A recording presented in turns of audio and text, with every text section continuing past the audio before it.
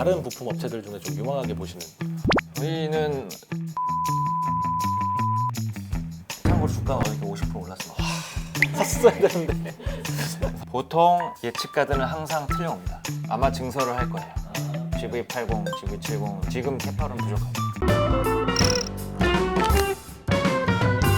사실 지금 전기차 시장에 대한 전망들은 되게 다 좋잖아요. 어떤 업체들이 얼마만큼의 이제 점유율을 차지하느냐 이제 그 싸움일 것 같은데, 그런 측면에서 지금 과연 현대차나 기아차의 전기차 경쟁력은 어느 정도고 이거를 시장에서 얼마까지 좀 평가를 하는 것이 적정한가에 대한 그런 여러 가지 시각들이 많이 있는 것 같더라고요. 니오 같은 경우는 전기차 생산을 얼마 하지도 않은데 지금 시가총액이 100조 원을 넘잖아요. 제 생각에는 일단 이 자동차 업체는 초기 단계에는 기본적으로 내수 시장에서 굉장히 엄청난 이윤을 남기게 되는 비즈니스입니다. 이거를 이제 내수 시장이 뭐 2천만 대가 넘어가는 중국이랑 170만 대인 한국이랑 두 개의 업체를 사실 직접적으로 비교하는 거는 굉장히 어렵습니다.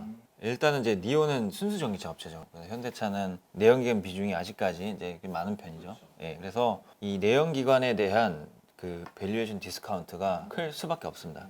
현대차는 기본적으로 큰 조직이고 니오는 오로지 전기차만을 위해서 태어난 조직이기 때문에 의사결정이나 이런 것도 분명히 이점이 조금 더 많아요. 그러면은 이제 전기차 부문에서 현대차의 경쟁력은 어느 정도라고 봐야 돼요? 지금 그래서 단계에서? 작년에 전기차 200만 대 시장이 있었고요.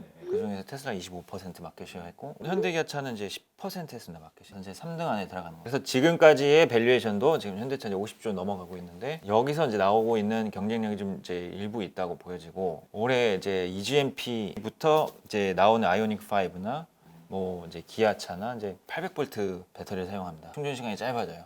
15분 정도로 짧아집니다. 이렇게 되면 기존 제너레이션은 안 사요. 예, 또는 이제 최소 크게 증가하기는 어렵습니다. 여기서부터 아마 새롭게 경쟁을 시작할 것 같습니다. 그러니까 현대차가 지금 이 GMP로 만드는 게 이제 아이오닉 5부터인 거잖아요. 이게 네. 그게 첫 차죠. 네. 그러면은 이 아이오닉 5가 시장에서 어느 정도 성과를 내는지를 보는 게 중요하겠네요. 아, 예, 맞습니다. 아주 중요하고 일단은 이제 한 7만 대 정도 초기 연간 캐파로 나오는 것으로 이제 알고 있는데 그렇게 많은 양은 일단 아니다라고 보고 있습니다. 시장 예상보다는 조금 덜 팔릴 수 있다. 시장이 폭발적으로 성장하는 상황에 비해서는 보수적인 생산 계획인 것으로 보고 있습니다. 그러면은 실제는 그것보다 더 많이 팔릴 수 있다라고. 그렇게 봐야 돼요. 되려면은 의사결정이 이제 노사 간 협의가 추가로 이제 일어나야 되고 이게 이제 보통 전통 메이커들의 단점입니다. 플렉서블 하지가 않습니다. 좀 부차적인 얘기긴 한데 이 전기차는 사실 들어가는 부품이 내연기관 대비 엄청 적잖아요. 그럼 생산 공정도 이제 단순화될 거고, 그러면은 들어가는 인력이라든지 이런 것도 좀 감축이 어느 정도 필요할 수밖에 없는데 그거를 좀 해결하기가 좀 어려울 수 있다라는 이게 우려들이 이제 많아서. 네. 기존의 내연기관 사업을 영위하던 네. 최고 경영진들의 최대 난제 중에 하나죠. 국내에서는 이제 지금 있는 이제 내연기관에 종사하시는 분들,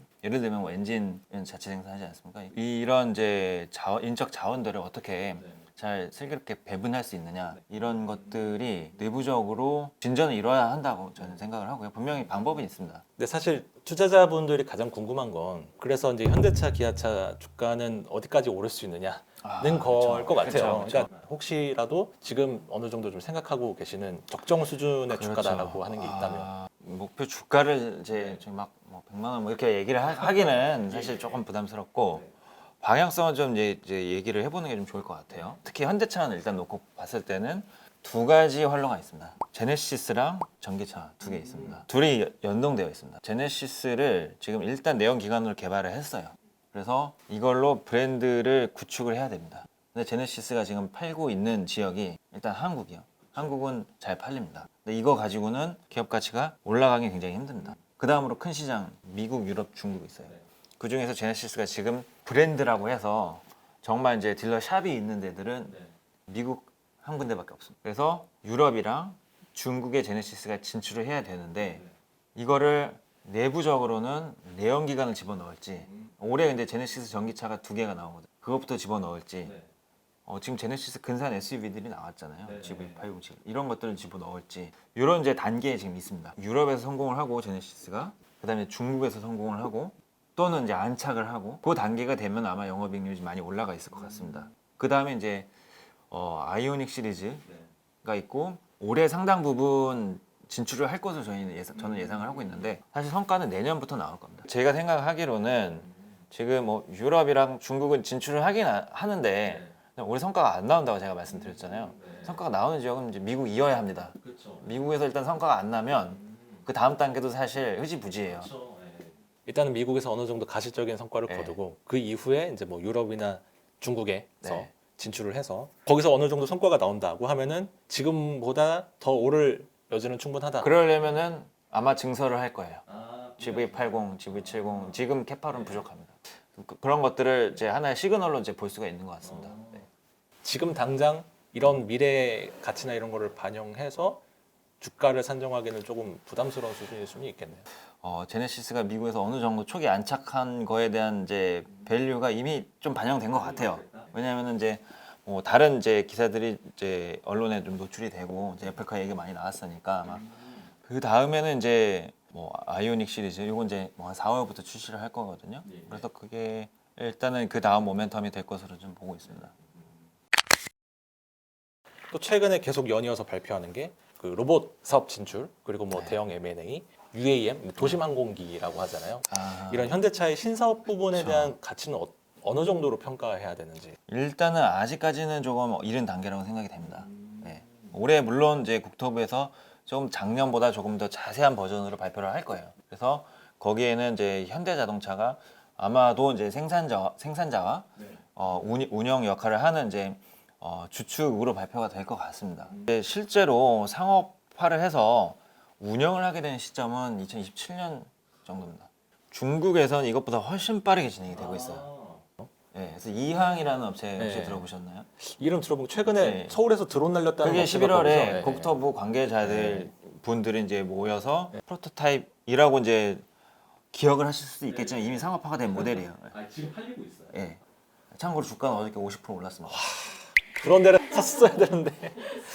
그래서 뭐 이런 업체들이 이미 상업화가 이루어졌기 때문에 국가에서 나온 2026년, 27년보다는 당겨질 수는 있어요. 그 다음에 이제 기술의 발전 속도 이거는 보통 예측가들은 항상 틀려옵니다. 기술이 이렇게 빠르게 진화하는 이제 구간이 특히 코로나로 인해서 발현될 줄은 그 전에 예측이 안 됐었거든요. 그래서 그 중에서 가장 중요한 게 배터리 밀도가 생각보다 빨리 올라오면서 UAM을 생산하고 설계하는 데 있어서 조금 더 시간을 앞당겨주는 인플렉션 포인트가 되는 것 같아요. 로봇 사업은 어떻게 보세요? 로봇은 아직까지는 조금 UAM 사업보다는 좀 중립적이다라고 이제 보고 있고요. 이게 일단은 모빌리티 기능을 수행하는 건 아닌 것 같기 때문에 그래서 모빌리티보다는 뭔가 생산 효율성을 높이기 위한. 그게 이제 움직이는 로봇이랑 움직이지 않는 로봇 두 가지가 있을 거예요. 예.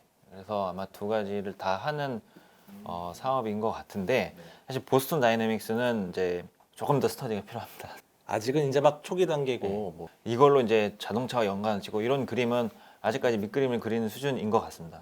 전기차 시장이 성장한다고 할 때 완성차 업체와 네. 부품 업체 그 둘 중에서 어디가 더 좀 유망하다 이렇게 보시는지. 현대기아차는 뭐 기아차까지 통합적으로 얘기를 해보면 전기차 시장에서 무조건 승리를 해야 돼요. 마켓시어가 10% 무조건 이제 이제 지켜야 되는 거고 심지어 넘어야 됩니다. 그러려면 이제 아이오닉이 나오고 기아차 이매진이 나오고 이게 미국에 유럽에 팔리고 이거 확인하기까지 시간이 좀 걸려요. 근데 부품 업체는 그렇지 않습니다. 이 생산 자체만으로도 턴어라운드가 돼요. 그게 이미 하고 있는 업체가 있어요. 그게 현대모비스입니다. 그래서 현대모비스가 지금 이제 배터리 팩, 전동화 이제 모든 이제 그 시스템을 현대차뿐만이 아니고 기아차로도 공급을 하고 있습니다. 그래서 총 이제 전기차 시장에 대한 익스포저는 모비스가 더 높은 거죠.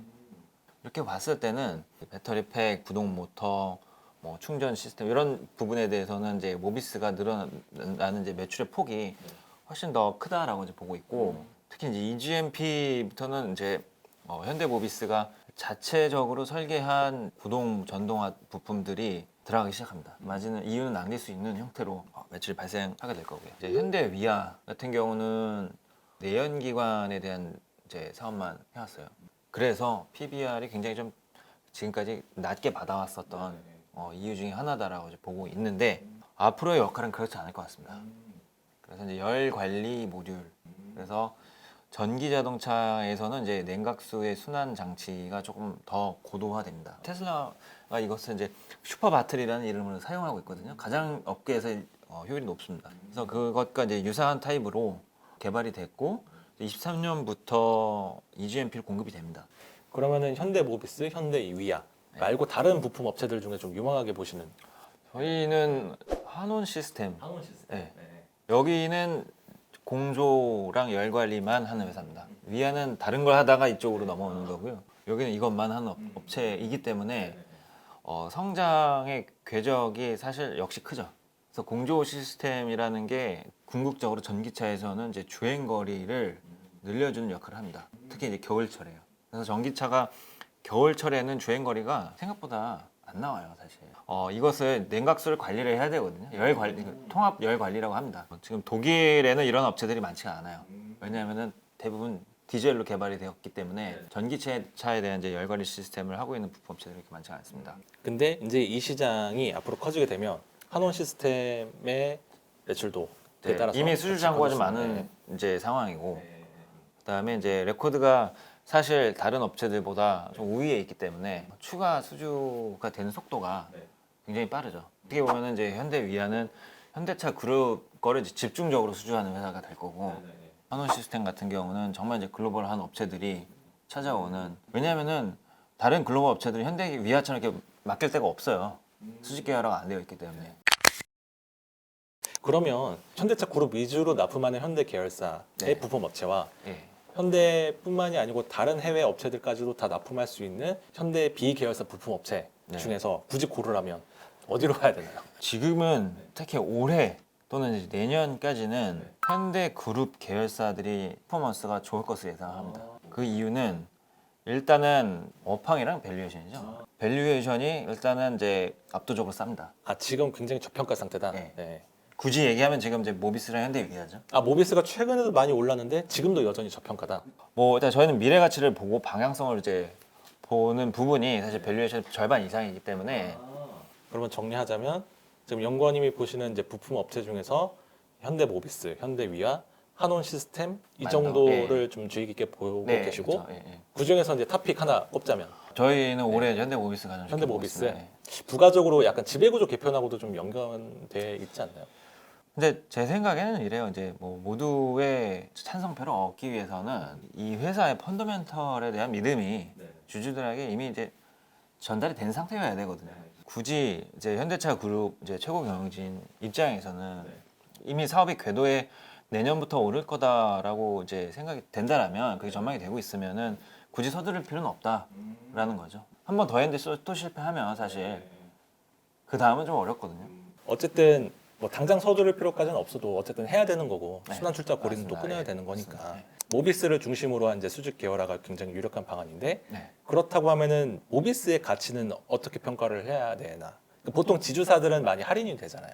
뭐 현대차 그룹은 사실 이제 지주사로 전환하지는 않을 거고요.